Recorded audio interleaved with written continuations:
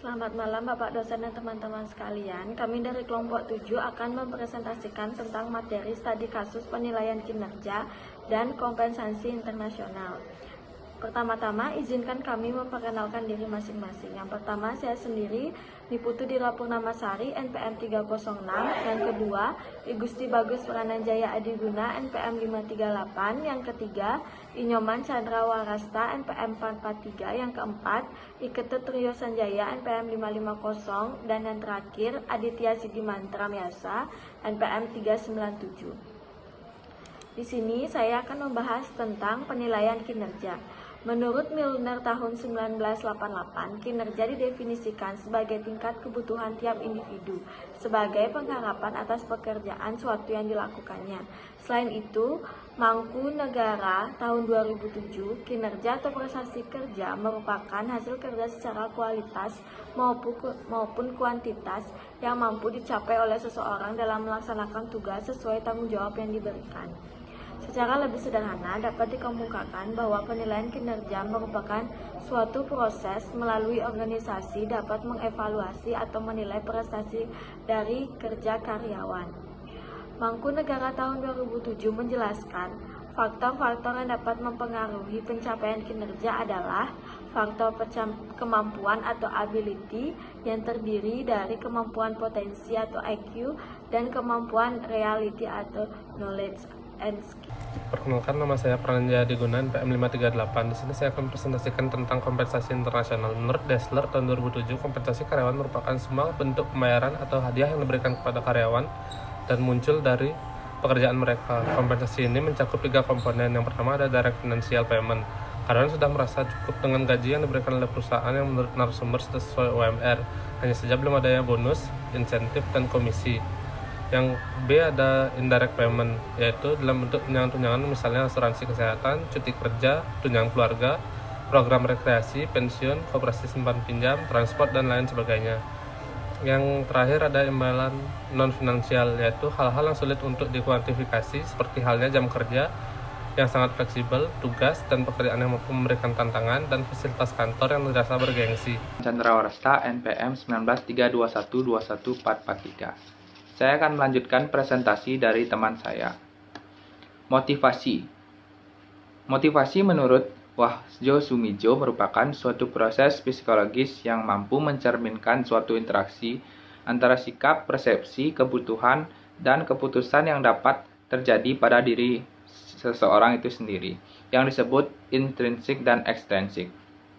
Menurut Fromm, mendefinisikan motivasi sebagai suatu proses yang menentukan pilihan antara beberapa alternatif dari kegiatan sukarela.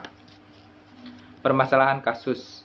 Sebuah perusahaan selalu berusaha menemukan cara dan kebijakan yang efektif untuk dapat meningkatkan suatu kualitas dan kuantitas. Persaingan perusahaan jasa di negara Indonesia semakin pesat. Oleh karena itu, maka PT Raycom Dokumen Solusi di negara Indonesia berkomitmen untuk berperan aktif dalam persaingan tersebut. PT RDS bergerak pada layanan jasa yang fokus pada manajemen dokumen yang menyediakan end-to-end layanan dari dokumen imaging, data capture, verifikasi telepon, dan percetakan untuk keuangan, telekomunikasi, dan industri asuransi. Berperan aktif dalam layanan jasa di negara Indonesia harus ditunjang melalui kinerja perusahaan, dan kinerja perusahaan yang baik dibentuk melalui kinerja karyawan, karena karyawan adalah tumpuan utama organisasi atau perusahaan. Perkenalkan, nama saya Iketut Trio Sanjaya, NPM 550. Di sini saya akan melanjutkan presentasi, yaitu permasalahan kinerja pun menjadi fenomena yang sangat menarik untuk diangkat, karena kinerja yang buruk berakibat pada pencapaian waktu yang menurun dalam perusahaan. Ini sesuai dengan teori yang dikemukakan Hasibuan 2001. Kinerja merupakan capaian hasil kerja seseorang dalam melaksanakan tugas pekerjaan yang dibebankan kepada berdasarkan atas kesungguhan, kecakapan, waktu, dan pengalaman. Sehingga dapat kita simpulkan secara sederhana terdapat fenomena permasalahan dalam kinerja PT RDS. Selanjutnya yaitu kesimpulan. Karyawan adalah aset penting bagi perusahaan jasa. Oleh karena kemampuan karyawan dalam elemen ini dapat mempengaruhi kepuasan pelanggan. Kinerja karyawan sangat menentukan bagaimana proses pekerjaan dapat berjalan dengan baik. Guna mencapai tujuan perusahaan, perusahaan membutuhkan karyawan yang mampu bekerja dengan baik dan lebih cepat, sehingga diperlukan karyawan yang mempunyai kriteria tinggi.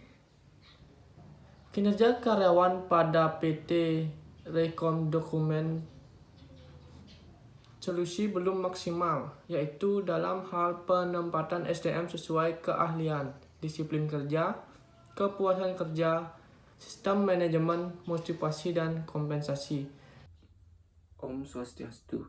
Perkenalkan, nama saya Kade Aditya Sidiman Ramyasa, NPM 397. Di sini saya akan membacakan saran. PT Rekom Dokumen Solusi seharusnya lebih menekankan kepada apresiasi yang diberikan kepada para karyawan, terutama dalam penghargaan terhadap prestasi yang diperoleh dapat diberikan penghargaan yang setimpal. Hal ini dikarenakan dapat meningkatkan semangat dan produktivitas dari para karyawan supaya bisa menggunakan dengan baik apa yang sudah diperoleh dan tetap mempertahankan pencapaiannya. Sekian presentasi dari kelompok kami. Om Santi Santi Santi Om.